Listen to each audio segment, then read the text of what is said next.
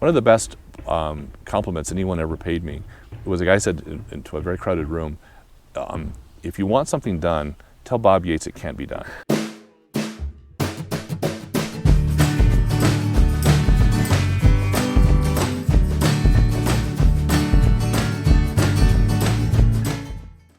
As policymakers, it's up to us to figure out ways where we can ensure that Boulder is welcoming and inclusive to people who want to live here, but doing it in such a way that that either doesn't impact people who live here, or it does impact them, but it impacts them in a way that they are comfortable with.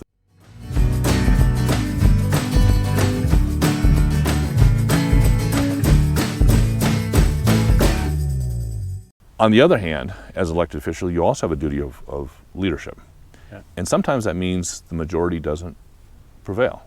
If majority always ruled in this country, we wouldn't have human rights, we wouldn't have civil rights, we would trample on the human and civil rights of the minority, and that's not our tradition. We ain't throwing starfish here, now we're having a good party. Talking about structural change. We believe the land is sacred, even beneath that vacant parking lot, where the weeds are doing their best to express the need for something different. Gonna make some space for you and me to live here all together. Gonna make it safe and fun for kids to get around the town. Gonna find me a residential pedestrian district where I can gracefully grow older. Gonna spend my remaining years sharing Boulder.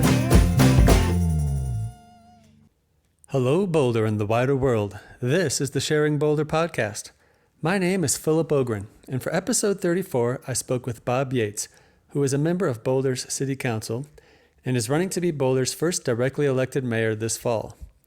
We met at a park near his house in North Boulder and talked about a wide variety of subjects, including the possibility of building a gondola that connects downtown to the hill, observations from his recent travels to Budapest, accessory dwelling units, the role of elected officials and Bob's leadership style, occupancy, the new down payment assistance program, the need to pay City Council a living wage, among others.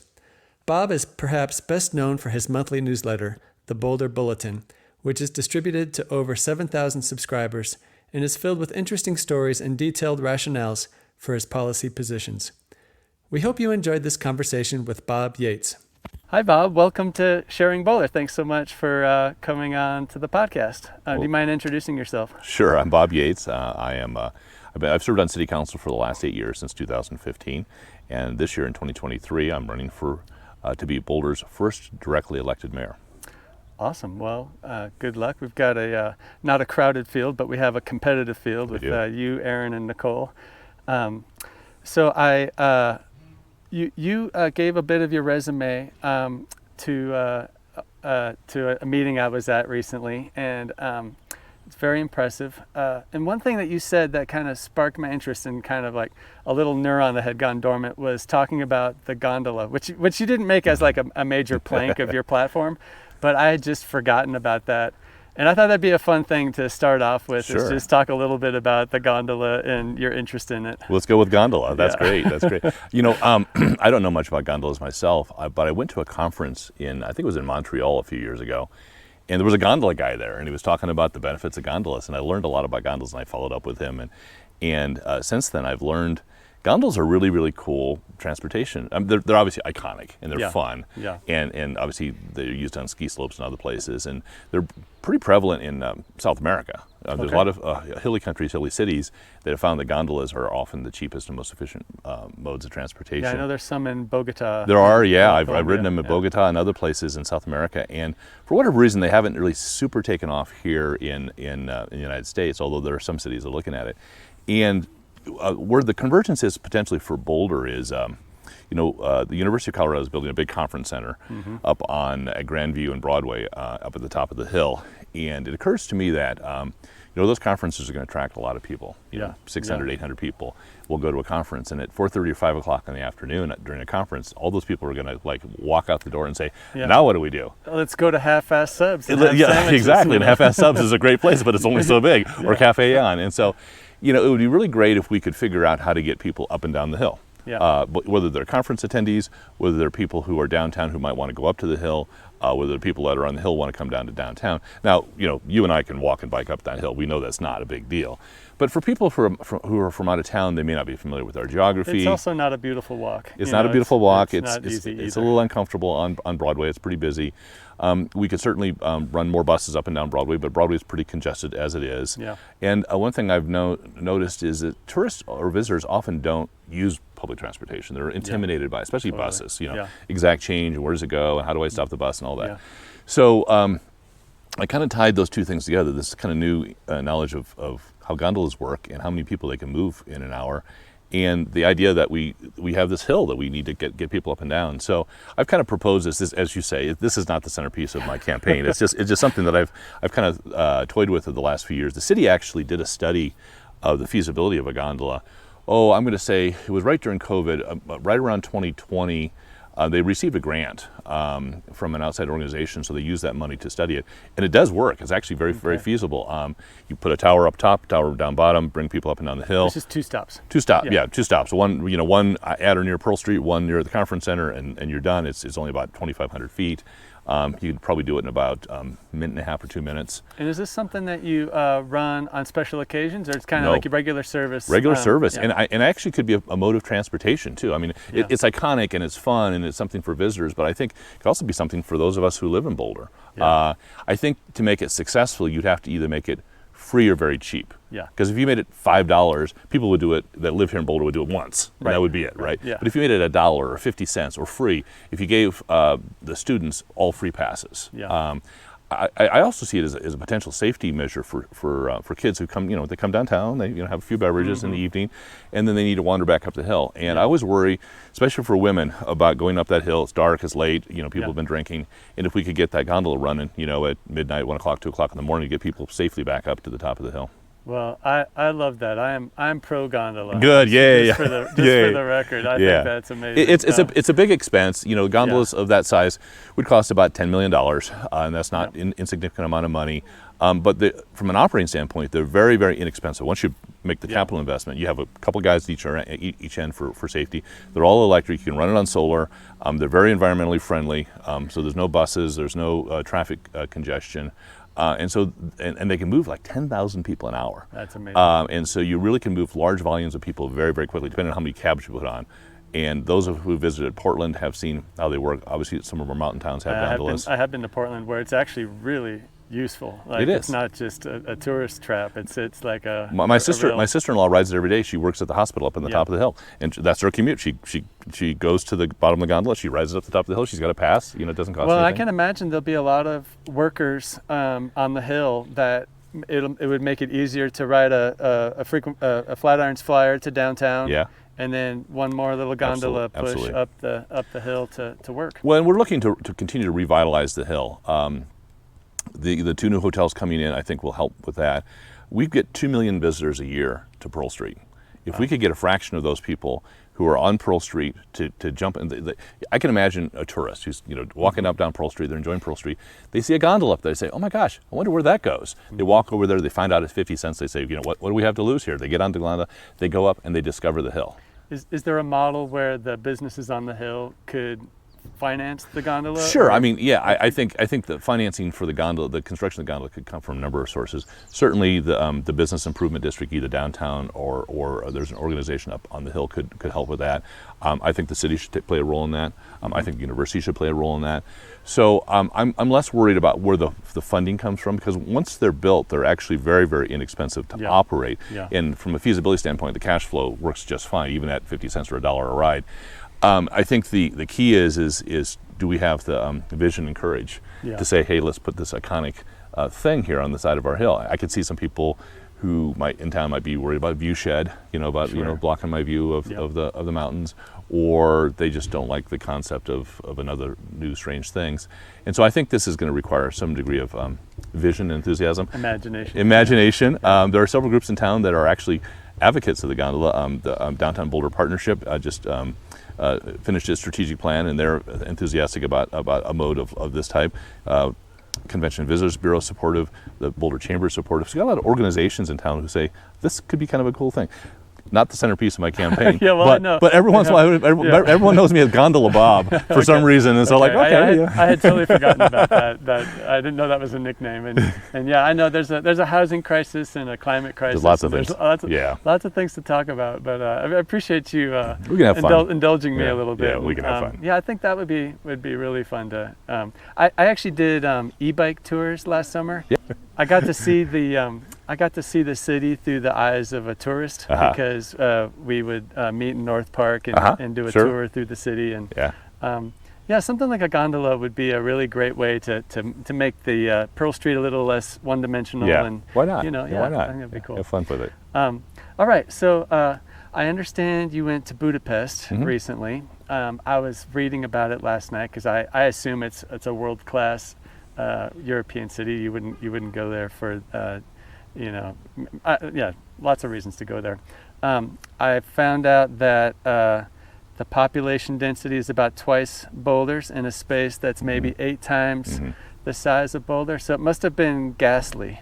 So I wonder, what, as mayor of Boulder, what recommendations would you give to the mayor of Budapest to make their city more, less crowded? And I'm being a little facetious. Sorry. Sure, no, that's fine. First of all, just the reason we went to, I'd never been to Budapest before, and my wife and I are celebrating our 40th wedding anniversary this summer. We got married in July of 1983, so we're coming up on 40. And so we have a city council break in the middle of the summer, so we took advantage of that and went to Budapest. It is a beautiful city. It's historic, it's old. They've done a great job of preservation. It is dense, but I don't think it's dense in a bad way at all. I spend a lot of time in New York City where my 2 sons live, and that's obviously a pretty dense place as well. And I think that density certainly works in certain areas. Boulder, we're obviously struggling with that. Should we become more dense, which would allow more people to live here, people who work here to live here? Yeah. But how do we do that in a way? Because Boulder was, unlike Budapest or New York, which were built out a long time ago, and then density was just the thing you did, right, in the 19th century and the early 20th century because it just made economic sense. Boulder was developed later, right? Yeah. Most of Boulder was developed effectively. I mean, even the city dates to 1859. The city was really, really small until after World War II. And it was really the 50s, 60s, and 70s where the population took off. And cars are cars were king. Motive. Cars were king, and people wanted big lots, single-family houses where you would drive everywhere, and that was just the culture in the 50s and 60s and 70s. Sorry, I keep doing this. There's mosquitoes out this morning. I keep actually wanting to swat your shoulder. Because, That's fine. That's fine. And so we now have that legacy that we're dealing with right now, and now it's 2023, and we have the legacy of the 50s and 60s and 70s to deal with. And so the question is, what do we do? Do we just say, hey, listen, we're just going to live in a town that was created in that era and that culture? Or are there things we can do to increase density and increase occupancy opportunities for people to live in Boulder? There was a measure done a few years ago, I don't know if it's still accurate, because it was before COVID, where Boulder's population, which is right around 105,000, there's an additional 60,000 people who commute into Boulder, who can't, either choose to live outside of Boulder or more often can't afford to live in Boulder, right? And a lot of those are students. People think, oh gosh, the university has 35,000 students roughly. Those people all live in Boulder. About a third of them can't afford to live in Boulder either, right? They commute in from distant places, especially graduate students. And so it's a concern. It's a negative about our town, the fact that we're so expensive and unaffordable, and that people who want to either to work here or go to school here can't afford to live here. And so they have to, either jump in cars or use public transportation to schlep here, which is a huge time suck, takes time out of their personal lives, not great for the environment.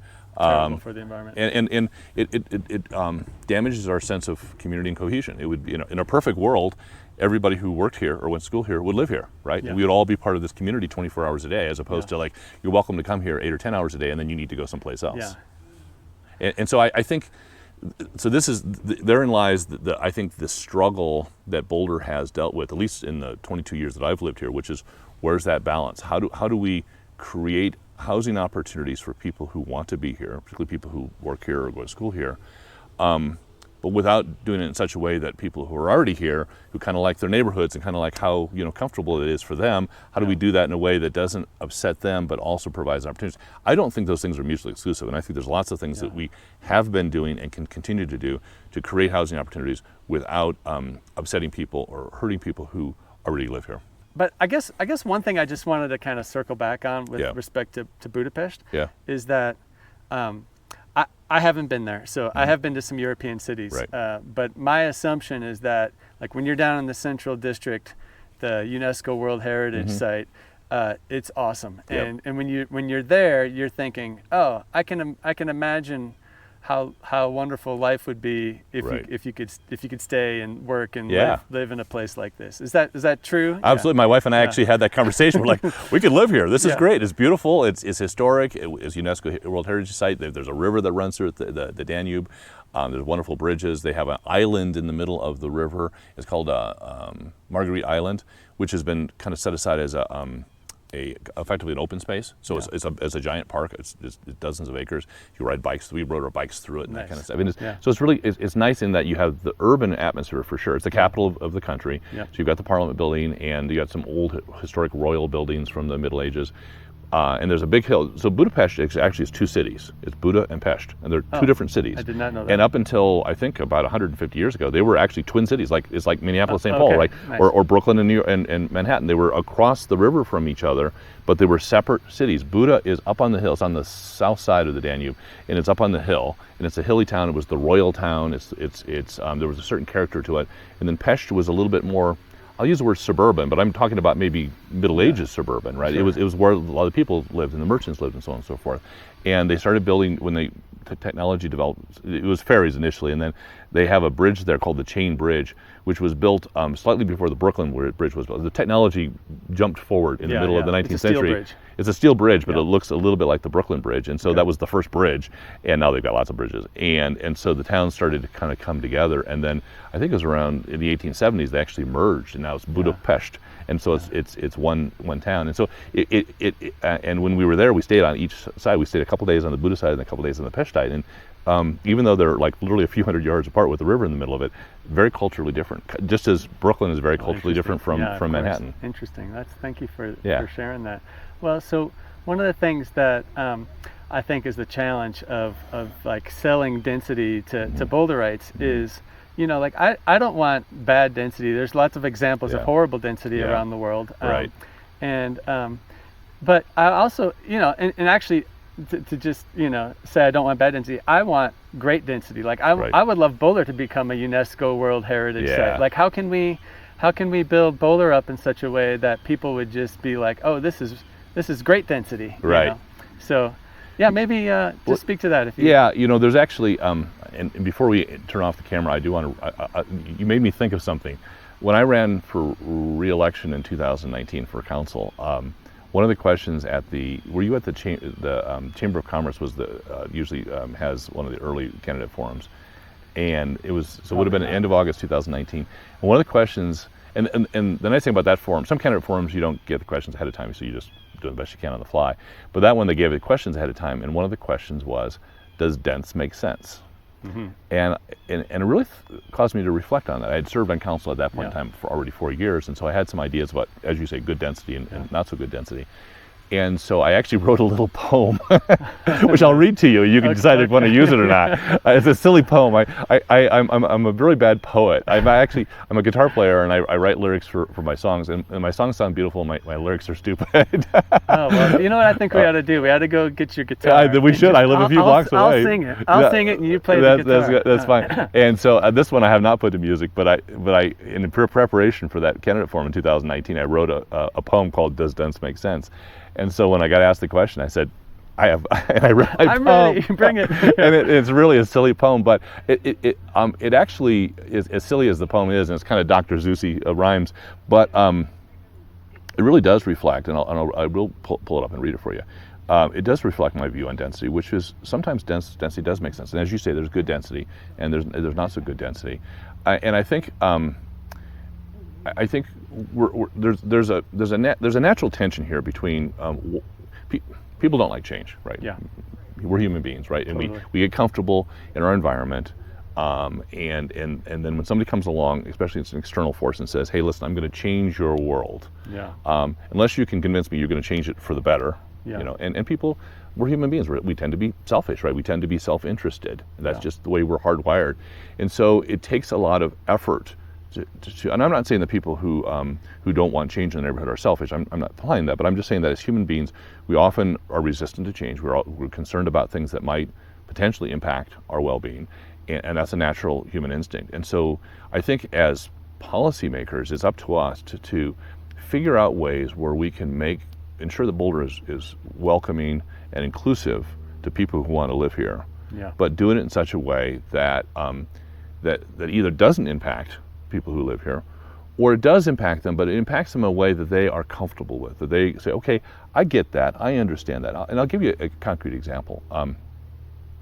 Boulder has allowed ADUs, accessory dwelling units, since I think the 1980s. But we had these Byzantine rules up until 2018 that basically made it impossible to have ADUs. ADUs are accessory dwelling units, and there's two types of ADUs. One is within the house. In other words, you could take your house and you could turn the basement or your attic or part of the house into an accessory dwelling unit. What makes an accessory dwelling unit? Typically it's two things. A separate entrance so that the principal owner doesn't have somebody walking through their living room or bedroom. And the second is usually kitchen. Those are the two things that make an accessory dwelling unit. Now some people want an accessory dwelling unit simply for another family member. Maybe they have an aging parent, right, who can't live on their own. Or maybe they have kids who haven't quite launched, right? But the classic, kids living in the basement. Well, kids living in the basement with a separate entrance so they could come and go, and maybe kitchens so they could cook their own stuff. So about half of our ADUs are actually used in exactly those situations, either home offices or for family members. They're not rented, they're just spaces for people to be. The other half of our ADUs are in fact rented out. And the nice thing about accessory dwelling units is they don't require a whole lot of new construction or changes. The lot is still the lot, and the neighborhood still has the same character. You have to deal with maybe issues around parking, more cars, or cars if you have an external tenant. And so what we did in 2018, we realized that ADUs had a lot of potential. By the way, there's a second type of ADU. So I talked about the ones that are within a house.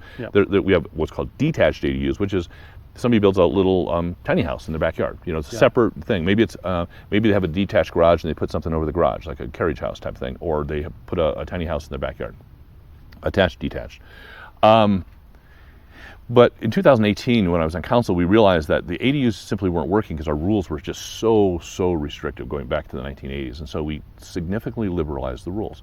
It was a hard-fought discussion because we had people who came to council and said, oh my God, you're going to ruin our neighborhood, right? You're going to obviously bring a bunch of renters into our neighborhood. Where the car's going to go, there's going to be noise, there's going to be all sorts of issues. And there's a tension between representation and leadership. When you're in this position, when you're an elected official, part of your job is to listen to the community and represent their views. The majority wants to do, if 12 people walk in the door and want to do one thing and nobody's on the other side, I'm probably going to do what those 12 people want, unless I think it's just crazy. On the other hand, as an elected official, you also have a duty of leadership. And sometimes that means the majority doesn't prevail. If majority always ruled in this country, we wouldn't have human rights, we wouldn't have civil rights, we would trample on the human and civil rights of the minority, and that's not our tradition in America, or at least hasn't been our tradition recently. And so bringing that to the micro level, to the city level, sometimes that means when you serve on city council, you make decisions that maybe the majority of the community is not super comfortable with. It doesn't mean that we know better than anybody else or that we're trying to be arrogant about it, but sometimes our job is to represent the entire community, not just a parochial interest. One way to think about that is the 60,000 in-commuters that you mentioned earlier are very politically weak. They don't really have a seat at the table. Do we care about them, or do we? Right. Do we kind of like Perfect example. They're not voters by definition. They're not voters. They don't live in Boulder, and so and so we need to look at the 60,000 in-commuters. We need to look at students who often don't have a seat at the table. We need to look at people who are just not engaged in our community. We have minority communities who unfortunately have a lower track record for voting, and so they don't have a seat at the table. And so we can talk about ways to increase participation, but as elected officials, we do have a duty to those people, whether they're at the table or not. We're their voice at the table, and we also try to take a longer term view of things, because oftentimes, again, human interests, oftentimes people are self-interested, parochial, they tend to have short-term views, and I think we try to encourage people to look out a little bit longer. What are things going to look like in 5 years, 10 years, 20 years, 50 years from now, and what kind of city do we want to be ultimately? I believe that Boulder's best days are ahead of it. I think you can be backward-looking or forward-looking, and while we have a wonderful town, the built community is fantastic. Of course, we have this beautiful environment that we're blessed to have, but I also think that we have the potential to be better than we are right now, to scaffold, to build onto what we already have. And I think that's where elected officials come in. I think it's our job to lead in addition to representing. And those aren't mutually exclusive. Sometimes they bump into each other. So ADUs is a good example. I'll get back to ADUs. And so in 2018, those of us who were on council wanted to liberalize or expand our ADU rules, because they made it very difficult for people to create ADUs. And we got a lot of community pushback on that. And this is where leadership comes in, where you have to say, I hear what you have to say. I understand it. I think the horrible things you're worried about are probably not going to happen. You're going to have to trust me with this. And people were not, super keen on trusting, but we pushed it through, and there was a majority of us on council who said, just give us a shot here. And we actually, in 2018, didn't go as far as we would have liked to have gone. And so we kind of pulled it back a little bit. Is that because staff was pushing back on you? No, it was because of the community. It was, if we wanted to do this, and the community wanted us to do this, we kind of did it in between. We said, okay, we'll do some of the things that we think are most impactful, but we won't do all of those things because we're here in your community. We understand your concerns. We actually don't think those horrible things you're concerned about will actually happen, but we'll do a few of these things, and then we'll come back in 3 or 4 or 5 years and see how things went. So we did that in 2018. The horrible things didn't happen. It passed. We got a nice bump in the number of ADUs. Phenomenal bump in the number of ADUs. And the other thing we did, and this gets to housing affordability, is we actually created 2 types of ADUs. Yeah. One type of ADU that anyone could create by right in their home or in their yard. It had limitations as far as size, and they're all owner occupied, right? This is not for absentee landlord. This is the owner still has to live in the principal residence, and they could use it either for home office, for family members, or to rent out. And they had to be certain sizes and other restrictions that they had to do with safety, and they had to provide parking, off-street parking. But we also created a separate type of ADU, and we call it affordable ADU. Yeah, affordable designated. Exactly. Covenant. And what we said there is, we said, okay, we'll do a deal with somebody if they want to do a deal with us. And what we'll give them is larger ADU size. We'll waive the off-street parking requirement, and we gave them some other benefits. But in exchange for that, they had to agree that if they rented that ADU out, they would make the rent at or below that affordable by somebody who makes 75% of the area median income. So somebody that's kind of middle class or lower middle class could afford to live in that ADU. And so if they committed to that, and we check it, I mean, it's a covenant, it's recorded and all that stuff. It's not just a soft promise, it's a hard promise. If they agreed to make that ADU affordable to people at or below the 75% of the area median income, then they could make a bigger size, they could waive the parking and so on and so forth. We had no idea in 2018 if that was going to work. We thought we could get crickets. No one could go for that. So then fast forward to 2023. Half of the several hundred ADUs that have been created since 2018 have been affordable. Awesome. Half of them, and it was a success. So in one sense, that's great. I do want to push back on that in the following way, and that is, I asked Jay Sugnet about the affordability of all of the units, and he was like, I think like 95% of them, even the market rate ones, are affordable by the definition. Today, that's true. There's no guarantee. Like these are guaranteed and these are not. Yeah. But I think it's notable that almost all ADUs are affordable according to the metric because of their size. Yeah, absolutely right. And Jay's right. That's a good point. Yeah. Because Jay's right, because most of these things are 500, 600, 800 square feet, right? So you can only charge so much in rent, right? If you got a one-bedroom, 800 square foot apartment, interesting counterpoint. You can only charge so much in rent. But the law of housing costs is like the opposite of the law of gravity. The law of gravity is everything goes down. The law of housing costs is everything goes up. Everything will always go up, right? Because we have a scarcity. And we've created that scarcity here in Boulder, which is a topic we can talk about if you want to. Intentionally or unintentionally, we've created a scarcity of housing because we've created a scarcity of land here.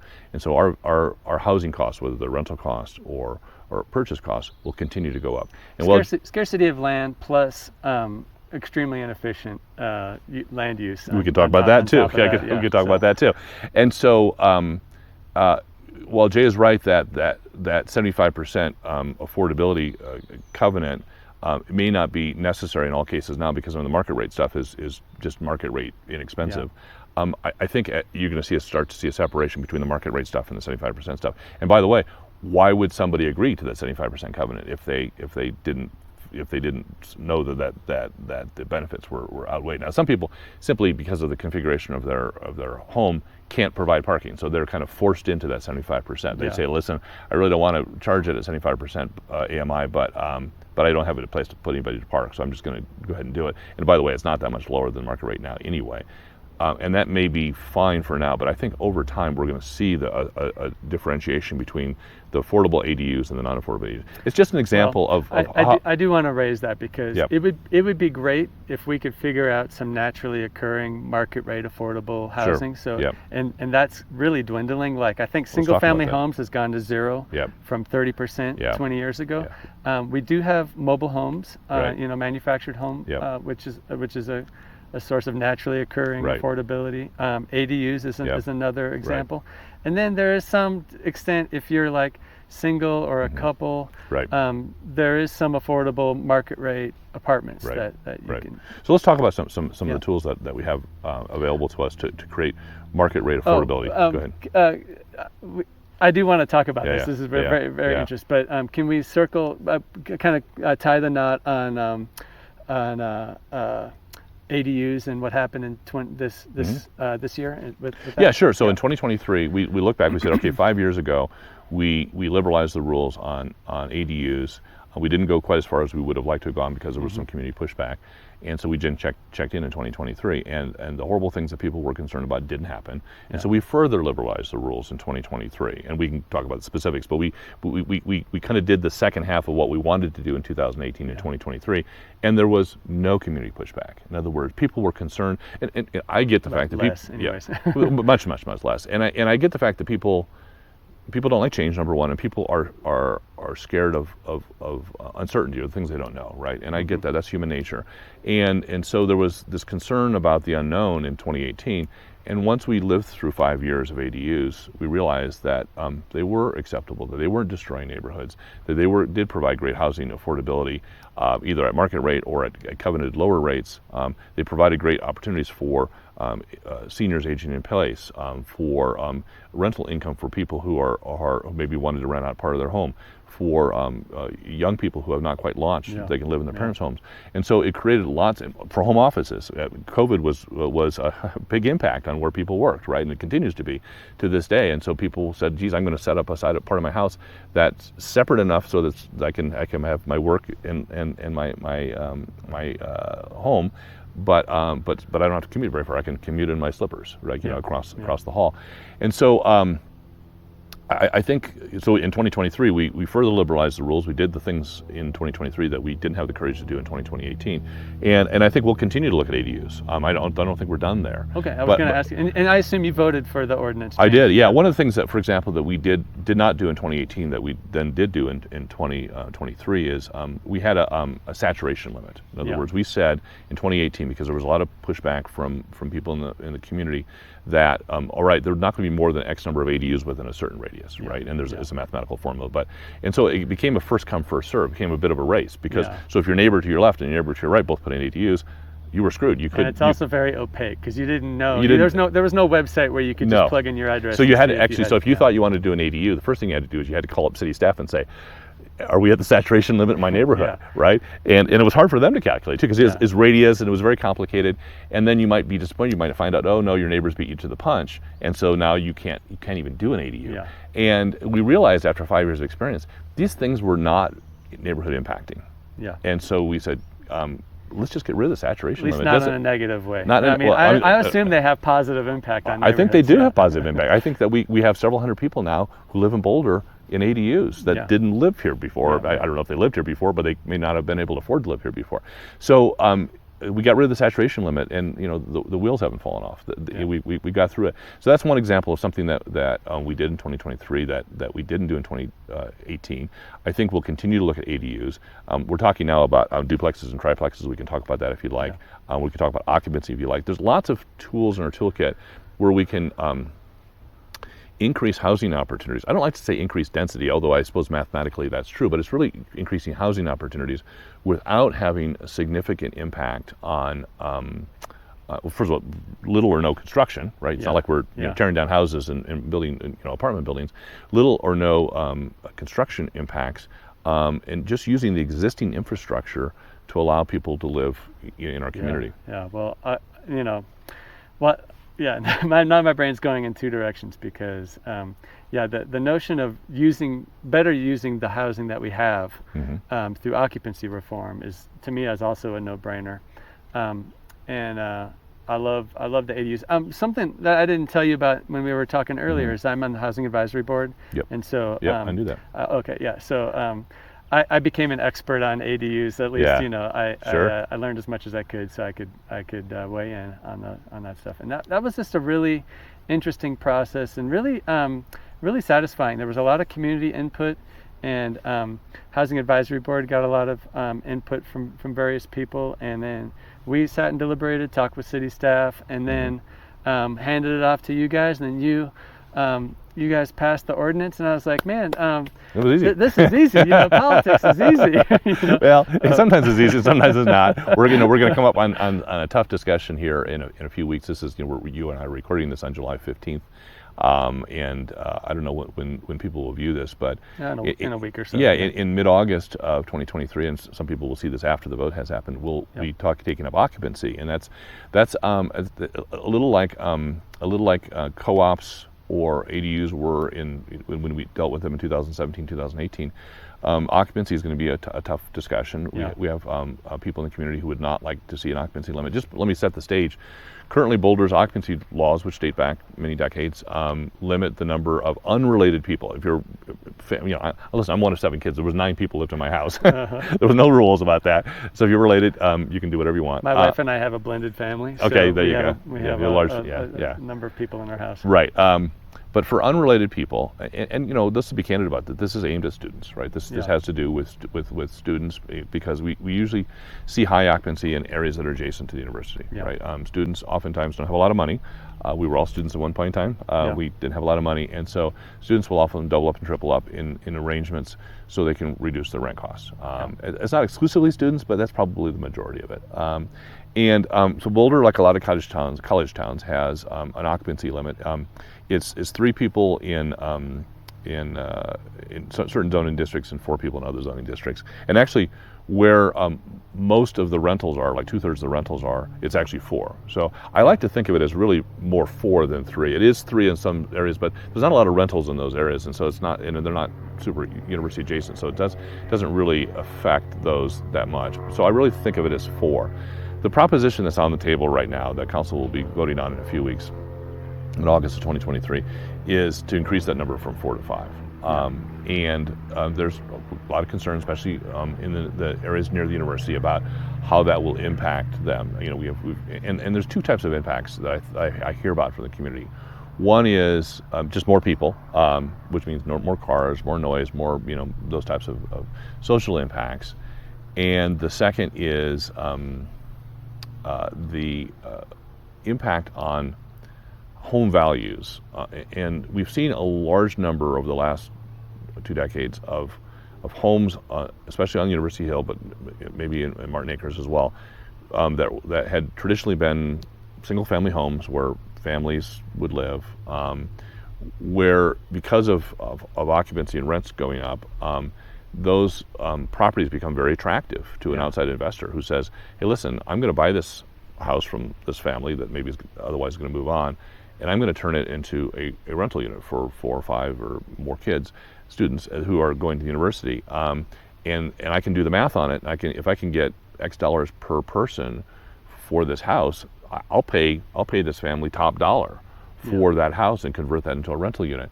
And there's nothing wrong with that on a case by case basis, and it happens all the time. But when you do it on a macro basis throughout a neighborhood, you get a shift in the neighborhood, from maybe a blend between families and students to more student heavy. And there are families in some of those neighborhoods that are concerned about that turnover, that change in the character of their neighborhoods. Maybe it's a good change, maybe it's not a good change, but they're concerned about that change. Yeah, one of my arguments against that is like, when you think about how housing has been constrained over the decades from the 50s to now, one of the arguments for any kind of change has always been this negative change might impact our housing values, you know. So it's always been like we're trying to protect our home values. Right. And now that argument doesn't hold water, because like you said at the beginning, we kind of know that housing prices are going to keep going up, and you can't argue that a gas station next to your house. I mean, I guess there's specific places where you could make specific properties less valuable, but generally speaking, you could do a lot of negative things to your neighborhood without making housing prices go down. It would be really like you'd have to really mess up a city council to make prices go down. But like, so now that argument doesn't hold water, you kind of like, well, we still don't want higher occupancy, so we'll argue that prices will go up. And so now it's like all the arguments against more housing are like prices it's going to be exacerbate affordability. So it's I mean, to me it just feels like it's like I'm not comfortable with the and I get the point you're making about inconsistency. You have different people making different arguments, right? You know, course, and so person A may say that doesn't make it not a valid argument. It does make it not a valid argument, and person A may say I don't like it because of this, and person B may say, well, I don't like it because of this, and those reasons are not consistent with each other, but they don't have to be consistent with it. People can have their own reasons for things, and some people it's just cause I don't want. Can I ask another very specific question? So I know there's been a lot of pushback on the Hill and Martin Acres about increasing occupancy, and to me that suggests, like, I think their complaints would make a lot more sense to me if there was evidence that there was a lot of empty bedrooms in those neighborhoods, that if occupancy was reformed, that all of a sudden those empty bedrooms would start being used, and that would cause negative externalities. Is there something wrong in my argument? No, I don't. Unfortunately, I don't have data. Maybe city staff does. I haven't seen it yet. If they do, about that, I mean, I have to assume there's empty bedrooms. In my house, I mean, that's a good example. We raised 2 kids in our house, and our kids have left. But you're not on the Hill, though. I'm not on the Hill, but my point is, I have to believe there's lots of empty bedrooms around town, and including I'm sure on the Hill. I'm sure there's houses that have extra bedrooms. My default assumption is highly unlikely that there's a lot of empty bedrooms. There may not be. There may not be. I simply don't know. This is. I don't know. My prediction is, and some people will watch this video after the council vote happens, so we'll see if my prediction turns out to be right.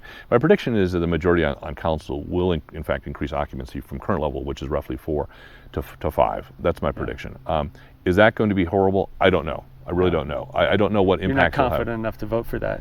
Well, I'll talk about my position in a second, but what will happen, regardless of what my vote is, if the majority on council does, in fact, increase occupancy to 5, what will happen? The answer is I don't know. I mean, are there extra bedrooms even to do that, or are most of these houses already illegally overoccupied anyway? So if a landlord's renting to 5 people and suddenly he's gone from an illegal situation to a legal situation, there's not more people there, right? It's still 5. It's just he's now just out of the hot water. And so and the city, to be candid about this, and the city staff is very transparent about it. City staff is not super aggressive in enforcing occupancy, right? First of all, it's complaint based. The city doesn't go around and do bed checks and knock on doors and say how many people sleep in here. So that's number one. It's complaint based. A lot of neighbors, as long as their neighbors who are in highly occupied places are being good neighbors, they leave them alone. Is not comforting to me at all. I know. I'm just telling the reality. I'm not saying that this is a good thing. I'm just saying the fact of the matter is that it's complaint based. And so the city staff doesn't even do anything unless they hear a complaint. They do hear a complaint, they go out to the house and they ask the question, how many people are living here? Unrelated people are living here. the person answering the door, maybe they'll give an honest answer, maybe they won't get an honest answer, okay?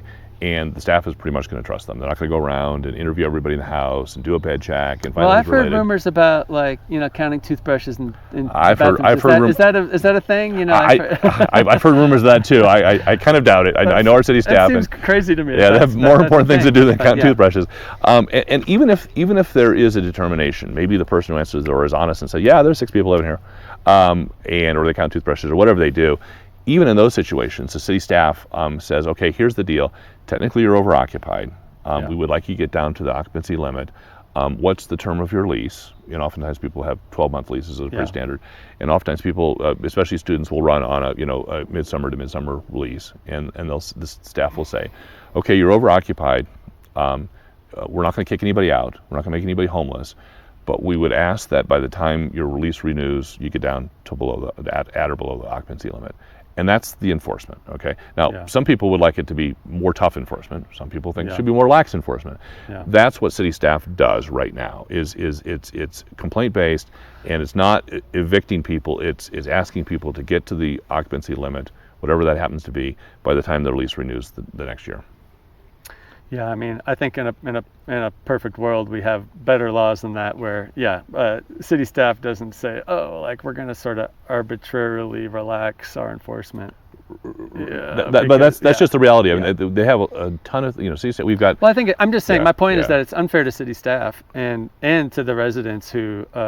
I'm sure it's not their favorite thing to do. May or may not get evicted, and may or may not have to, No, I understand. I understand. Listen, I understand the uncertainty it creates for the residents, right? Yeah. If you're in an I remember going door to door when I first ran for council in 2015, and I knocked on one door, just didn't know who was living there, and a young woman answers the door, and she was very nice. We had a good conversation, and she goes, "Well, what's your position on occupancy?" And this was 2015, so I was just starting to run. So I didn't even have much of a view on it. And I said, "Well, I don't know." And she goes, "Well, I just want to let you know that in this house, there's 6 women living in this house, and technically we're overoccupied. And I hope you wouldn't report us." And I said, "Well, of course I'm not going to report you." It wasn't even my neighborhood. It's like it didn't impact me at all. I'm having a nice conversation with her. But she did, she taught me a little bit. She says, "Listen, we live in fear. We live in fear because there's 6 of us living in this house. We think we're good neighbors, but we're technically violating the law." And that was impactful to me. I thought, well, gosh, we don't want anyone living in fear by any means, regardless of what the city's enforcement is. And so the question is, well, how do we strike that balance between creating housing opportunities for those who are willing to live, in a kind of collective or cooperative fashion, but not impacting the neighborhoods. And one of the things that we've done, this council has done, is we've looked more downstream at the impacts. In other words, rather than assuming that more people living in a house will have bigger impacts on parking, on trash, on noise, right? Maybe that's true, maybe that's not. The woman I spoke to, I talked to her neighbors because I was going door to door. They all love them. There's 6 quiet women living in the house. They were having no impact in the neighborhood, right? Some houses. You might say they were having positive impact. Positive impact. There are certainly houses, whether they have 5 people live in them or 3 people live in them, that have negative impacts because they're not respectful neighbors. And so, there's not necessarily a correlation between number of residents and their impact. There can be, obviously. Parking is probably one that's roughly correlated. Although you can have like a family like mine. I mean, there was 9 people, there were 7 kids in my family. At one point in time, there's 5 teenagers. We had a lot of cars, but there's no law that says you can't have a lot of kids. And so one of the things that this council has done, even before, there's a law that says you can't have a lot of roommates. Yeah, exactly. I mean, it's kind of ironic, right? Because large families is not really in vogue. I mean, when we kind of think about I get the inequity. carbon footprint and environmental impact. I get the inequity. I understand that. So what we before we even have tackled occupancy, the city council, is we've tackled the impacts, or at least the ostensible impacts, of disrespectful neighbors, whether they're highly occupied or they're just disrespectful. Yeah. And so we have so far there's the 3 biggies, which is noise, trash, and parking. And we've tackled 2 of them already, and we're working on parking right now. And so we adopted earlier this year in 2023 new noise ordinance and new trash noxious weed ordinance to really make it easier for people to enforce that, because no one wants, regardless of how many people are living in the house next to you, no one wants a lot of noise at 3 o'clock in the morning, right? No one wants that. No. And so you have to be a respectful neighbor, and it would, in a perfect world, we wouldn't have laws about this. People would just be naturally respectful, but some people aren't, right? And so we revised our noise ordinance so that it was easier for our code enforcement people to enforce it, to kind of tell people, dial it down. Same thing with trash and noxious weeds, to say, hey, listen, it's your responsibility to mow your lawn. It's your responsibility to put your trash in a safe way that doesn't attract a lot of bears and other animals. Can I raise an issue please. that's kind of adjacent to this? Yeah. One of the things that concerns me about increased density or having 4 students or 5 students living next to me is pot smoke. Like, I'm not a pot smoker, Right. and I don't really want to smell that. Right. My kids at their mom's house, they have a neighbor who's adjacent, and they smell lots of Yeah, pot in their house. Yeah. And has there been any noise about smell? There was actually, when I first got on council in 2015, there was actually a fair amount of noise around smell. Back in 2016-17, it was less about people casually consuming next door and more about some of the grow operations that were having smell drift into the neighborhood. And so we actually changed some of the rules around that. It hasn't come up much in the last few years. It actually is going to come up soon, and probably after you post this the video. We're taking on July 20th, which is just a few days after this is being recorded, a hospitality bill. So the state law changed a few years ago and allows cities on a city-by-city basis to decide whether or not people, an institution, a restaurant or a bar, could allow on-site consumption of cannabis. And obviously, if people are ingesting gummies, no impact at all, as long as they don't drive or do something stupid. No smell impact. No smell impact. Like high garlic concentration. Right, exactly. But obviously, if people are smoking, there is an environmental impact, and there may be some health impacts too. That's a separate issue, and on the consumer. And the question is, should we allow weed to be smoked in an institution no different than people go and buy a beer at a bar, right, or at a restaurant? And that's something that we're going to take on and try to strike a balance between the maybe the needs or desires or rights of people who want to consume.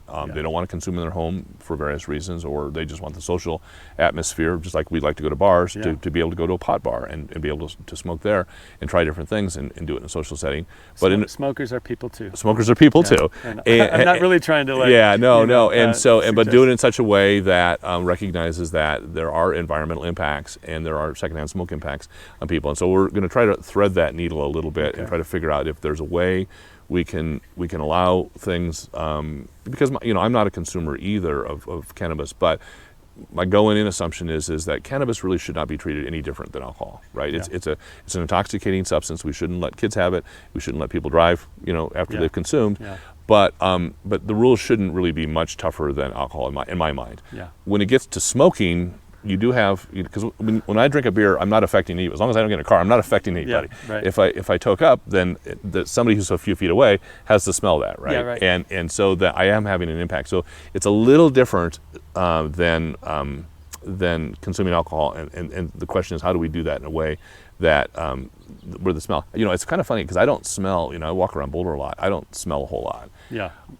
In New York City, which is going through the I go to New York a lot because my kids live there. New York City's going through that transition. They've got med.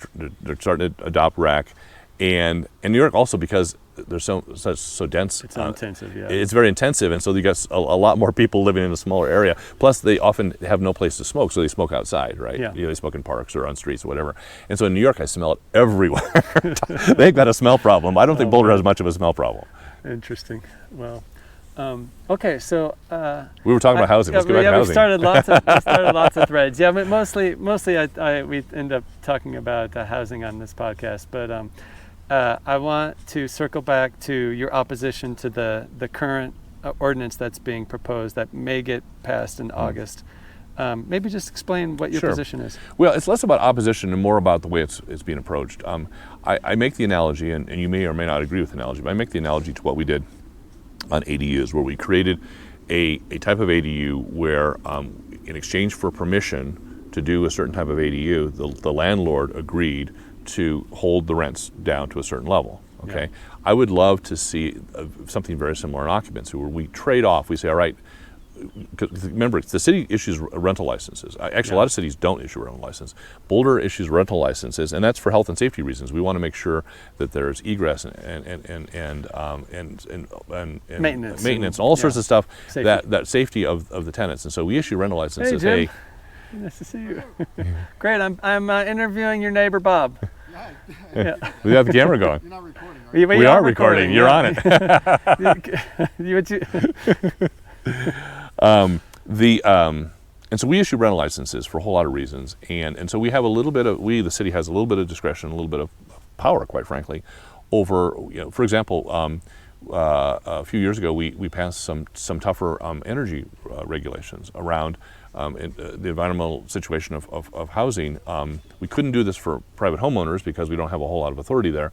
But because we do issue rental licenses, we said we're not going to renew your rental license until you get your rental property up to a situation as far as R factors and environment and efficiency and a whole bunch of rules they had to go through. We gave them several years to do that, but they had to meet what we called smart regs in order to continue the rental license. So we can use that rental license as a little bit of a leverage or a little bit of a tool to get landlords to do things. Now, rent control is not allowed in the state of Colorado as of the time of this recording. And maybe there was a bill this year, it didn't pass, maybe it'll pass in future years. Year. We can talk a little bit about that if you wanted to.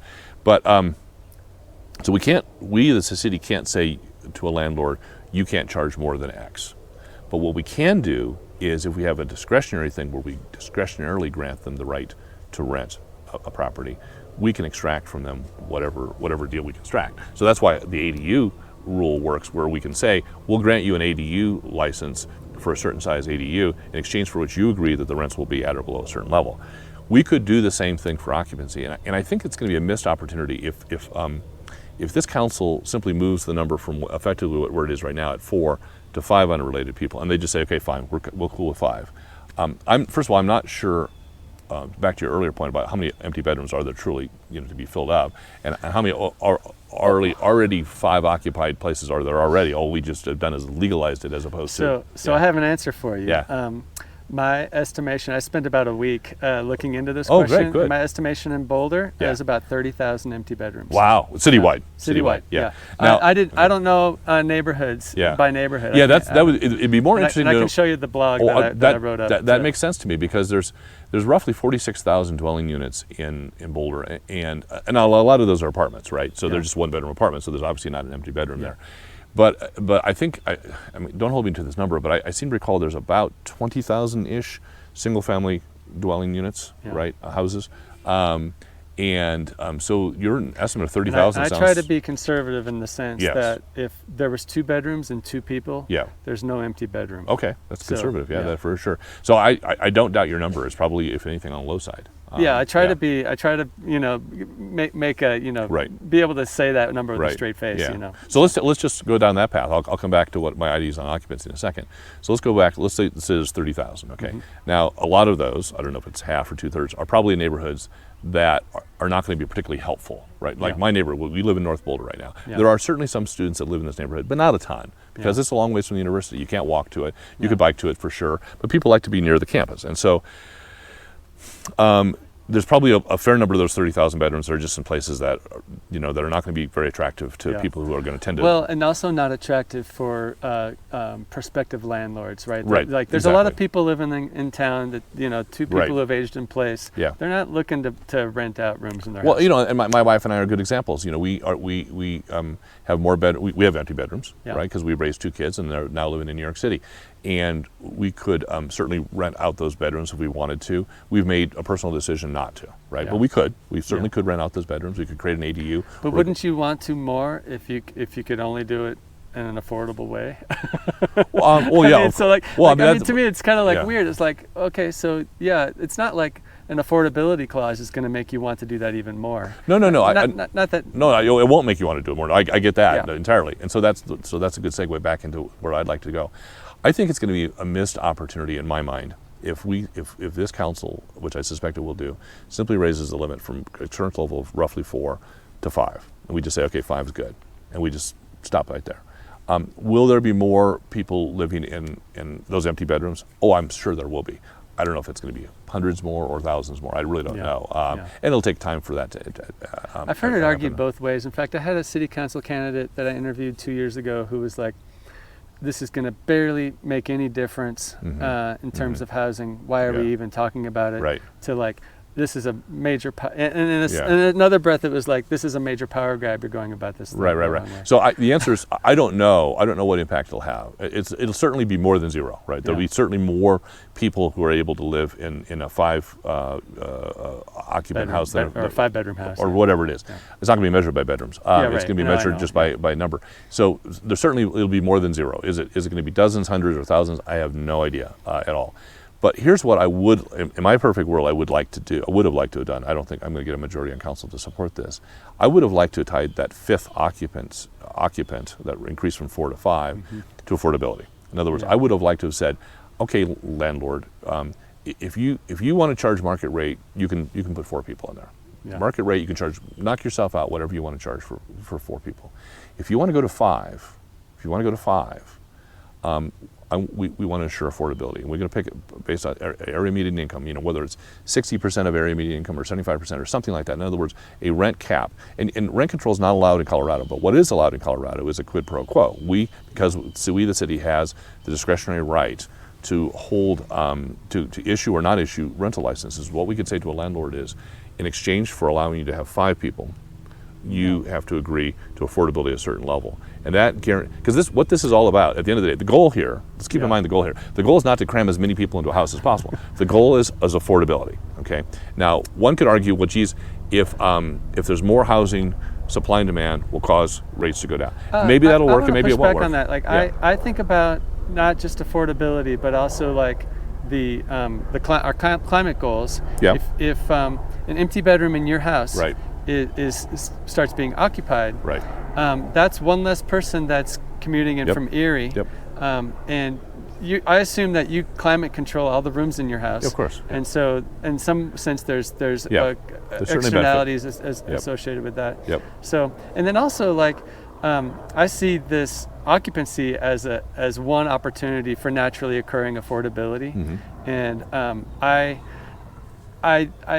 like the affordable housing program in Boulder, but there is an aspect of it where it also can become a way to constrain housing too, for people that, because like again, we've gone from a lot of market rate affordability 20 years ago to 0, at least at the single family home. So let's talk about that. Let's go right there. So what Boulder has done, we there's so many unintended, when government gets involved in intervenes and does things, invariably there are benefits from that because they're intended, and oftentimes there's unintended consequences. I'll give an example. We decided 60 or 70 years ago to go out and buy a bunch of open space. We have surrounded the city with 46,000 acres of open space. Spent $1 billion. So we spent a lot of money in open space, and voters have approved that every time. It's beautiful open space. I'm so glad we've preserved that for a whole lot of reasons. But that also makes our land available for housing scarce. Okay, so that was unintended consequence. Same with the 55-foot height limit. I think most people in town, it's in our charter. It's our Constitution that says no building can be taller than 55 feet. That's great, but that does have a consequence because now we can't build tall apartment buildings and have more people live here. Yeah. I'm not saying that we should change that. I'm just saying that's just a consequence. Whether it was intended or not intended, that was a consequence. So let's talk a little bit about... you just have to add the third thing is our very expansive single-family zoning, which is very low density. Low density, that was, again, decisions were made in the 50s and 60s and 70s. Yeah. That's even harder to change because at least with like the 55-foot height limit, I suppose I'm not going to advocate for this by any means, but I suppose if somebody was courageous, they could put on the ballot a change of that 55-foot height limit, and if 51% of the voters said yes, you could build tall buildings. It's going to be it would be very, very difficult to, the pie is so big, and the pie has been chunked up into all these little lots, right? It'd be very, very difficult to make the pie pieces smaller, right? I mean, I'm not saying it's impossible, but that would be a really, really just physically difficult thing to do.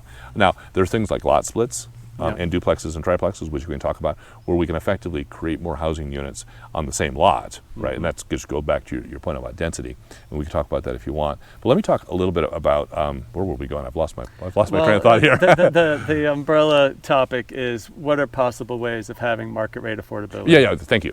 So what we did about before I got on council, what the city did about 20 years ago was we adopted an inclusionary housing policy, and there was a recognition that Boulder was. This is back in around 2000, 2002, was becoming, back then, horrifically expensive, and that by comparison it's way worse now, and that it was going to be, it was trending toward a place where low-income families simply couldn't live here, right? We were going to end up with middle class and upper class and no low-income families. And so Boulder, to its credit, was very progressive back then, created what we call an inclusionary housing law or program, where we required builders of new market rate housing to create housing in parallel with that for low-income families, right? And because rent control is not allowed in Colorado, we had to provide a safety valve for that. So we required them to provide, and the number was 20%. Now we recently increased it to 25%, but let's just use 20%. What we required them to do, the developer of housing, is to say, you need to have 20% of that housing. You're going to build 100 units.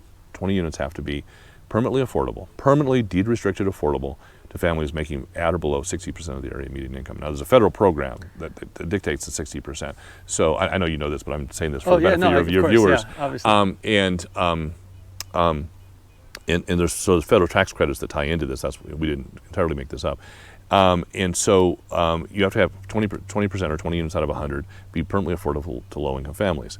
And because we can't impose rent control in Colorado, at least not as of now, we had to provide a safety valve so that that developer of those 100 units could, instead of putting 20 units of low-income affordable housing on site, they could write a check, which was the equivalent of that, and then we could take that money and give it to a mission-driven organization like Boulder Housing Partners or Thistle or Habitat for Humanity, and they could go out and build low-income housing with these federal tax credits. And so our goal back in the early 2000s was, at that point in time, we estimated that about 3% of the housing units in Boulder were affordable to low-income families, low-income being at or below 60% of the area median income. 3%? 3%. Okay, that's a lot lower than the number David Adamson gives me. Yeah, well, I mean, like I can give you so, yeah. No, that back in 2000, 2002? Yeah. No, it was about 3%. I mean, maybe he has a different threshold than I'm using. Yeah, that's true. There's lots of ways to slice the data. But by that definition of low income, it was about 3%. Our goal back then, 20 years ago, was to get it from 3% to 10%. And using this inclusionary housing tool to do that, to require. Wait, the 3% was designated affordable? No, it was just market. It was market. It was just looking at the stats. It was just maybe some worn down apartment buildings or maybe some mobile home parks that were 3% of all. If you took all the housing stock. And that was at 60% AMI. 60% AMI. That seems hard to believe. Well, okay. we can I'm curious to go look at. Look at the data. So the goal was to get it from 3% to 10%. How are we going to get there? Well, we're going to have to have government intervention. We're going to have the government's going to have to come in and pass some rules. So we did that. We adopted our inclusionary housing program, and through the program over the last 20 years, we've got it from 3% to right about 9% now. 9% of our housing stock now is permanently affordable to families at or below 60% of the area median income. As a matter of fact, our goal was 10%. And we didn't time bound that. We didn't say 10% by such and such. We just said 10% eventually. Well, here we are on the threshold of that 10%. Yay! Yes, we achieved that. And so we just moved the goalpost on ourselves. We just increased it from 10% to 15%. So now we want 15% of our housing stock to be permanently affordable to low-income families. And so now we have more work to do, right? We've created more work for ourselves. Yeah. That's all good. There's nothing wrong with that. Yeah. The problem with that is who pays that tax? It's effectively a tax. Yeah. If someone wants to build a 100-unit apartment building and they want to have it all be market rate and they don't want to do the permanently affordable on site because it's kind of a hassle to have to administer that and so on and so forth, he says, okay, I'll just write a check. So he writes a check, or she writes a check. Who's paying that? Yeah, it's the people who live in those 100 units, right? Whether they're rental or for sale, it squeezes effectively the middle income. And so we've started to address one problem, but we created another problem, right? Yeah. And so we've gone from a situation where we had very little low-income housing, and now we have quite a bit more, and we're going to create even more. And the rich people are taking care of themselves. Don't worry about them.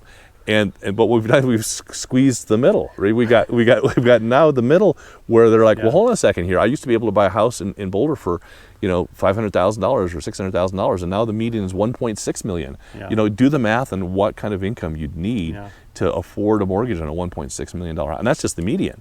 And so we've really hampered the middle class, and some of that was just the market because of our scarcity of our land, and some of it was, quite frankly, caused as an unintended consequence. This is very personal for me because my landlord has made more money on the appreciation of her house than on the high rent we charge. Sure, She charges us exactly. for the Of course he has. Of course he has. It's a great investment for him. So what do we do with that problem? So a few years ago, Sam Weaver and I got our heads together. We had a long bus ride, so we had a long philosophical conversation, and this came out of a bus ride in it must have been about 2017, and we brainstormed, and we then spent the next several months fine-tuning a middle-income down payment assistance program, and I want to talk a little bit about that. And this is not going to solve the middle-income housing crisis by any means. Okay, Yeah. There's nothing magically we can do to make that $1.6 million median house price go down to $1 million or $800,000 or whatever. There's nothing we can do about that. But one of the problems, it's many problems, but one of the problems that some middle-income families have, and when they're wanting to buy, oftentimes their first house because they don't have equity, is they're chasing that down payment, right? They're saying, okay, we're going to set it. You have some people, a family or whatever, who want to buy that house, and they're saving their money. They say, all right, we realize that we have to have probably a 15 or 20% down payment in order to get a mortgage and be able to buy this house. And so they save their money, and they put aside a little bit every month, and the house of their dreams costs X, and they say, okay, 20% of X is this number, and so that's how much we have to save, and at the current rate, it's going to take us X number of years to do it. The problem is that the goalpost keeps moving, right? Yeah, it gets keep going out because even the 10% of the down payment, the 10% down payment, what you need grows faster than your savings. Exactly, because the value of the house, their dream house is now, and so they save and save and save and save for several years, and all of a sudden that house is twice as much. So 10% or 20% of twice as much is twice as much. And so they can never get there. They can never even get to the down payment. Maybe they can afford the mortgage, but they can't get into the house because they can't afford the down payment because the bank wants to have them have some skin in the game. So, and I realize there's other problems on middle income. This is not going to solve all of our middle income housing problem, but it can address one of them. And so what Sam and I put together was a middle income down payment assistance program where we say, listen, let's identify people who want to buy a house. And it doesn't even have to be their first house. Maybe they moved here from a less expensive town, and they deal with Boulder's expense. So it's not limited to first-time home buyers. But the idea is let's help them with that down payment part of it. We can try to solve that part of the problem. And so the program we put together, and we took it to the voters actually a few years ago, because we didn't have to, but we wanted to because we wanted to make sure. I voted against this, by the okay, way. that's fine. I'm not in favor. Okay, of that's this fine. program. That's fine. But I'll still talk about it anyway. I'll still talk about it anyway. Maybe you'll be the beneficiary someday. We'll see. You'll change your tune. Yeah, I may actually benefit from it. Yeah, exactly. So the idea, so we took it to the voters, and the voters approved it overwhelmingly. And then COVID happened, so it didn't get launched as quickly as we would have liked. But it's getting launched right now in 2023. And the program, I'll just very quickly describe it. It provides the down payment. I think we have a small contribution by the purchaser because we want to have them a little skin in the game. I can't remember, we settled it at 3% or something like that, a very small down payment. The city would loan the rest of the down payment, up to 20%, or 15 or 20%, I can't remember where we ended up. And it would be an interest-free loan. So you're not going to interest free, and you don't have to pay it back right away, right? It's no debt service. All you have to do is qualify for that 80% mortgage. That's on you. Mm-hmm. That's on you to work with a bank to have enough income to qualify for the 80% mortgage. We'll cover most of the rest of it, okay? And we'll loan it to you. The city will take a security interest in your house because we have to protect, the taxpayers. So we'll take a second mortgage, right? We'll take a second. I'm below the mortgage that you're servicing. No interest on it. It's not going to grow over time. You don't have to pay it off right away.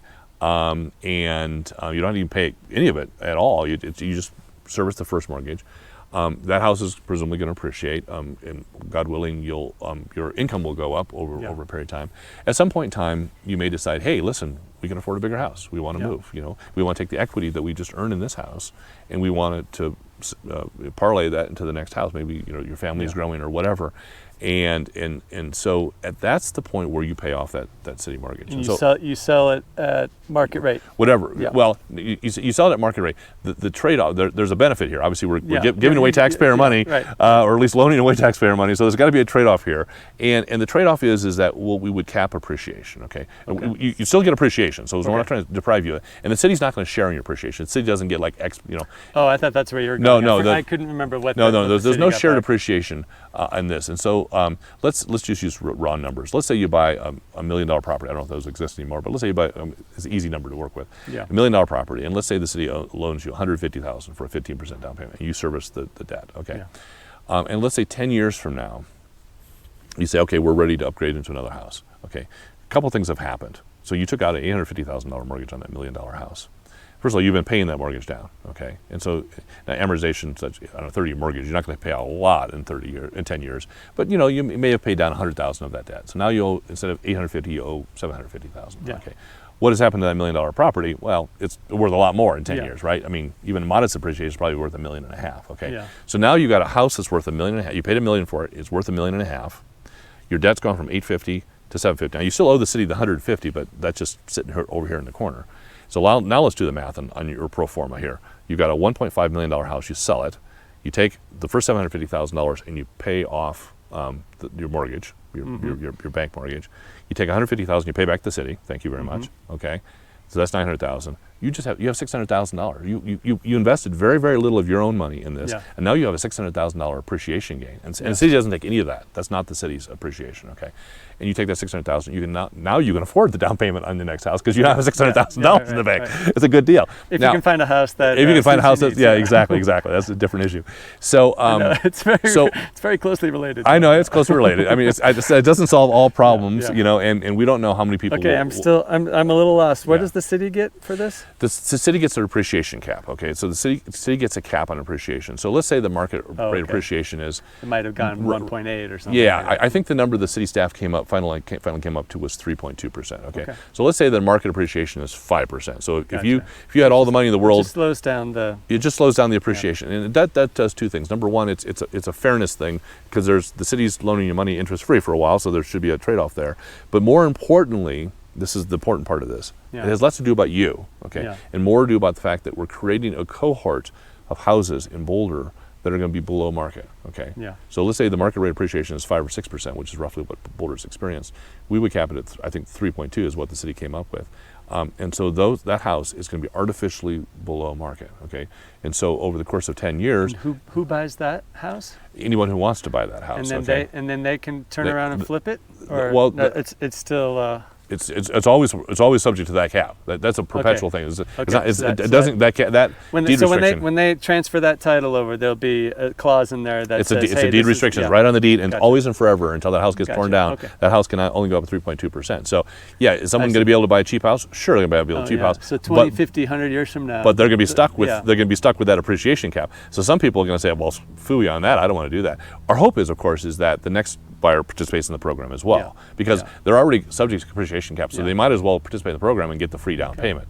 And so this is we don't know if this is going to work, right? The thing about and you won't know for like 20, 40 years, perhaps. Well, I mean, we'll know in the first few years whether they have takers, right? People may look at 3.2% and say, heck it, I'd like the 5% market appreciation. I'm not going to, free down payment's nice, but you know what? The thing I like about the program is I like that we're trying different things, and we need to try lots of different options. The thing I don't like about it, and one of the narratives from kind of a macroeconomic perspective, is we have all of these constraints on supply, and perversely we have these incentives for demand. We have the mortgage deduction, and we have various kinds of ways of increasing demand. When you sort of peel back different policies that we have, one question you should ask yourself is, are we increasing supply? And I don't think we really want to be in the business of decreasing demand, except to the extent that maybe as a society we should maybe want less house. Like we don't always need to be buying bigger houses, which increases demand. But so this is when I kind of stare at this as a armchair macroeconomic economist, is you're increasing demand, by making it easier for people to buy a house. Potentially we're doing that. I think I'm looking at it from a micro standpoint because I want to help that family Yeah, get exactly, into a house. yeah. And if as an incidental benefit of that, I can also artificially hold down the price of some of the housing in our community. Whether that's increasing demand or it's not changing supply. I grant you that. We're not. Some of the other things we're talking about, we've talked about, like occupancy, or we've been talking about ADUs or duplexes. Those can increase supply. And it's not our intention to increase demand, but it is our intention to try to lower people's costs and using artificial means, right? The government intervention means. This is on the eve of me running for mayor, and so I want to kind of tie it back to kind of a more philosophical point here. I hope you're getting a sense out of this conversation that we're having, and we can talk about any other topics you'd like, is I try to be a creative person. I try to be go out there and say, gosh, what are our problems and how can we creatively solve them? And one of the best compliments anyone ever paid me was a guy said into a very crowded room, if you want something done, tell Bob Yates it can't be done. And I felt really good about that. And he was talking about this Museum of Boulder that I helped create a few years ago, and everyone said we couldn't do it, and then we created it, and I think it's a wonderful thing. But I love challenges. I don't think the gondola can be done. Okay, there you go. Damn it, Philip, we're going to create a gondola. And so I love challenges. I love, and that's my leadership style, which is to identify a problem, get a group of people together who are way smarter than me, have them brainstorm on ways to solve that problem, settle on a solution, and then have the courage to go out there and lead that solution to completion, even if that faces opposition from a majority in the community. Because that's, again, going back to this tension between leadership and representation, I think that as leaders in the community and as elected officials, we do have an obligation to sometimes take people to a place that they don't yet know where they want to go. Okay, and I don't mean to be arrogant about that, but if we had no leadership in this country, we would go nowhere. We would have no civil rights. We'd have no human rights. We would not advance the country. And so I think leadership matters. I think that it's important to ensure that our elected officials are people that are not just rubber stamping whatever budget the city staff brings to us and just kind of go and hum along and we're living in a great town and so on and so forth. We always need to know that we can get better. Whether that's our environmental actions, our housing actions, on transportation, on funding for the arts. There's a whole bunch of stuff that we can do better than we're doing right now.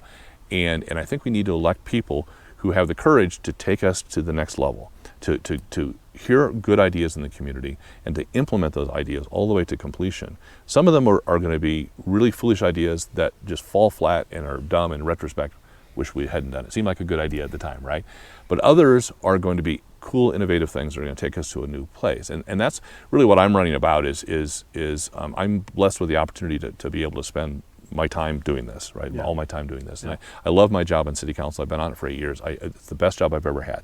And I want to continue to do that. And I want to do it in a way where I can continue to lead the community, maybe even lead it in a slightly different way to its better future. Whether that's better housing opportunities or better protection of our environment or more equitable treatment of people who live here who are disparate incomes.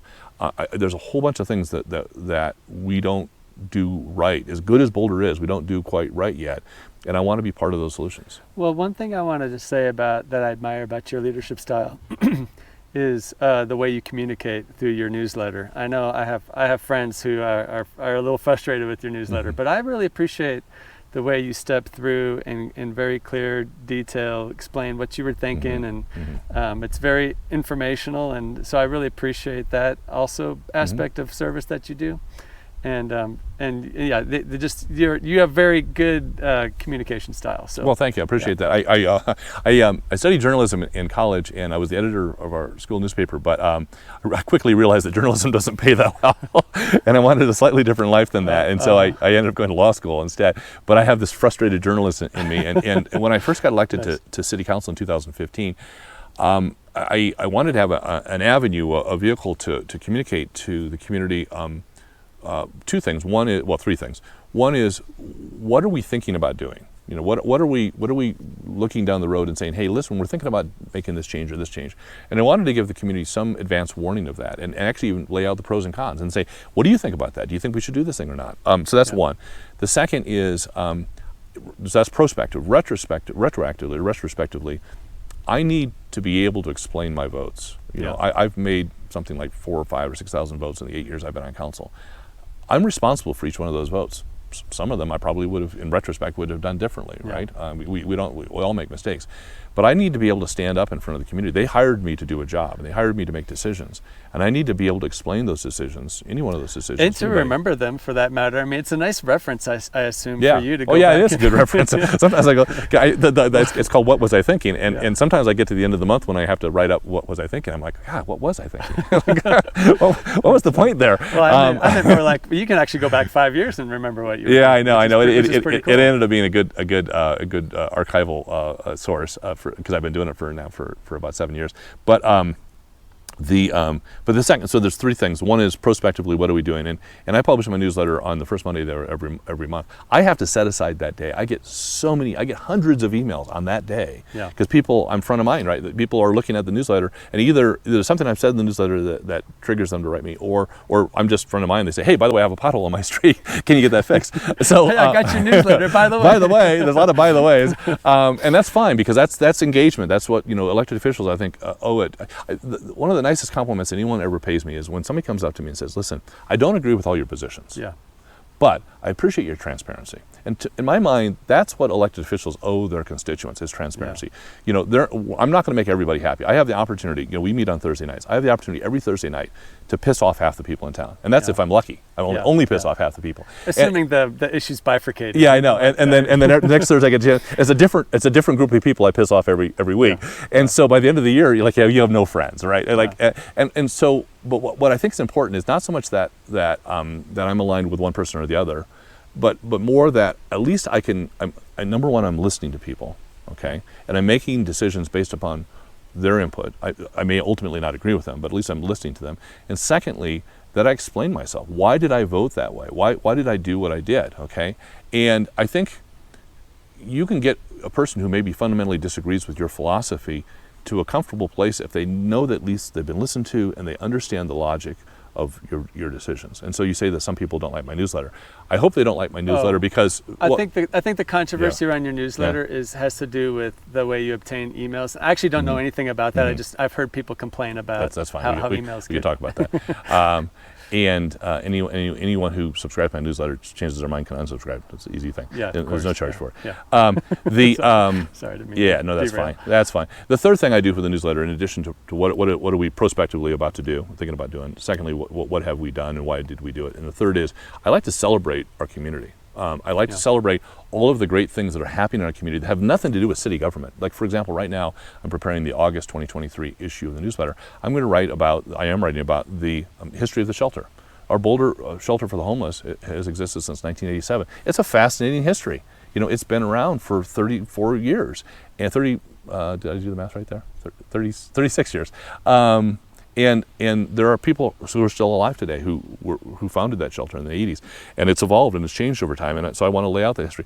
I've written dozens and dozens of profiles of various nonprofits, Dairy Arts Center, Museum of Boulder, Chautauqua, talking about all the great things that are happening in our community, both on the human service side of things and social side of things, from arts and culture, and I want to celebrate that. And if I can drill into a particular organization and understand why it's doing and who it's serving, and then share that with the rest of the community, I think it's a service as a quasi-journalist that I can provide.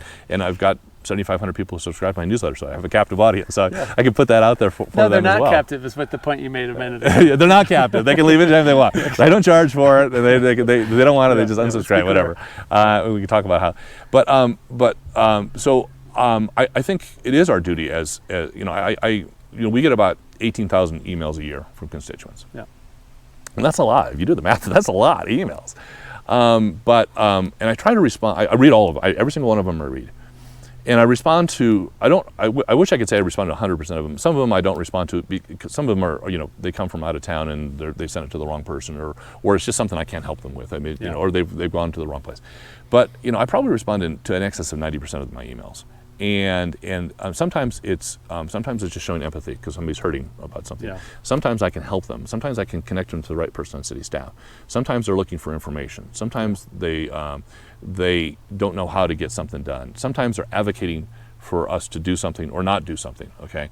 And so if I can provide empathy, if I can provide information, if I can provide hope, those are the things that are the elements of, because if someone has taken the time to write to City Council or to write to me personally, I owe it to them to give them a response, even if it's just an acknowledgement. But I hope it's often more than that. Well, I'm sorry we don't pay you a livable wage. That's okay. For, I don't need it. It's not okay. I really feel strongly. Well, let's talk about. I do feel strong. I agree with you. I actually completely agree with you on that.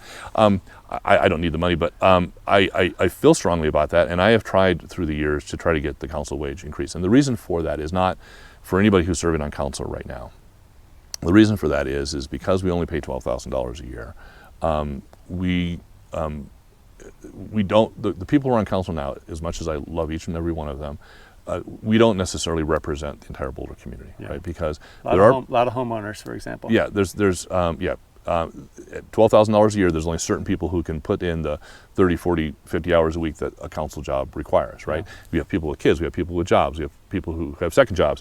And so to say to people, hey, listen, serve the community on City Council in the way you just described, in the way that's necessary. People come to me and say, well, geez, what's the minimum amount of time? Those of us who are retired can spend a little bit more time, but what's the minimum amount of time? And I tell people it's probably a minimum to do the job. It's probably about 20 or 30 hours a week. Yeah. And $12,000 an hour, that's not even minimum wage. No, that's someone should sue the city for well, actually, believe it or not, there's actually a clause in the Colorado statutes. There's a minimum wage statute, and there's a little exception. One of the exceptions is elected official. Oh my gosh. So we have no claim. We have no claim for minimum terrible. wage. It is terrible. But all kidding aside, though, what's terrible about it is there are people in our community who could make a contribution, but who simply can't afford to give up that. I love to wave a magic wand and make 30 hours a week, 3 hours a week, but we have a demanding community, and that's just what the job takes, okay? And that's fine. That's a problem we've imposed upon ourselves. And so if we say, geez, okay, we can't lower the time commitment, but we could do is pay a living. Fort Collins just did this, by the way. Fort Collins just went to their voters. They were paying about the same thing, about $10,000 or $12,000 a year, and they said, well, geez, it's taken a lot of time. We have certain people in the community whose voices are not at the table on City Council. So they went to the voters, and I think it was 60% of the area median income for council members. I think it was 75% for the mayor. I may have those numbers a little bit wrong, but I think that's directionally correct. Now, that's still not a ton of money. It's $40,000, $50,000, $60,000 a year. It's not a gob of money, but it's better than the $10,000 they were paying. Yeah. And at least that gives perspective, people who are thinking about serving the community this way, an opportunity to make a little bit more money. Maybe they can tie that to another part-time job, and they can serve the community and make ends meet. And make ends meet, and we're going to get a more diverse council, right, and more representative council. So I've been an advocate for that for actually long before I was on council. I would like to continue. I'd like to leapfrog over what Fort Collins did. I think congratulations to what they did, but let's leapfrog over them. Sure. And, maybe it's 100% area median. Maybe it's 100. And then add in a one paid staff person. Oh, that'd be nice too. Yeah, we don't have any staff. We have no offices. We have no staff, and we pay $12,000 a year. Yeah. But listen, we volunteer for this, right? And so I can't complain about it. I personally can't complain about it. But I'm looking at the next council after that. Is that council going to be representative of our community, our broader community? And right now, as much as I love my council colleagues, it's not necessarily representative of the broader community. And so well, so then should I say is my best option is to say that can't be done, like livable wages. That's right. Can't be. Challenge me. Yeah. I don't think you can do it, Bob. Yeah, I know. Challenge me. Well, I mean, come November, one of two things is going to happen. I'm either going to get elected mayor, in which case I can rally my council colleagues behind me, and ultimately the voters, or I'll be off council, in which case I'll be in the same situation as you, as just cheering from the sidelines. So we'll see how that goes. All right. Well, as we mentioned in the conversation we had before this, your life may improve dramatically if you don't get elected. I'd like to think it'll improve either way. It'll be up to the voters to decide what the future is. Thank you so much for taking a long chunk of your morning to just kind of wander through a lot of different subjects, and I really appreciate your willingness to push on different things. And I have one kind of final question that I dreamed up this morning. Okay. In 2018, our population went up by a few hundred people. Mm-hmm. In 2019, it went down by a few hundred people. This is according to the American Community Survey. Yeah. In 2020, it went up by a few thousand people. Mm-hmm. In 2021, it went down by a few thousand people. And our current population, according to the latest data, is we're at pre-2016 level. And so the new American Community Survey comes out in September. It'll have updated data. Right. And so what's your prediction? Will the number go up or down? I don't know. I think that these estimates are probably, they're just that, they're estimates, right? They're all probably off by a few percentages. So I wouldn't put a whole lot of stock in it. Even the U.S. Census, which is done every 10 years, the first thing they say is, this is wrong. We don't know what it is. We know this is wrong. And we're trying to make it as little wrong as possible. And so I wouldn't put a whole lot of stock in those numbers. I think it's probably fair to say over a long period of time, Boulder's population probably has not changed a lot, at least in the last 10 years. We've been hovering at slightly over 100,000. Yeah. There are impacts, there are some things that tend to cause our population to go up a little bit, like, for example, we continue to add housing units, right? Yeah. We've added historically about 200 to 300 housing units per year, each and every year for the last several years. And you say, well, geez, at the average of 2 people per housing unit, shouldn't our numbers go up 400 to 600 people per year, right? Yeah, except that we have graduating high school classes every year. Exactly. We have graduating high school classes every year. We have people who leave town.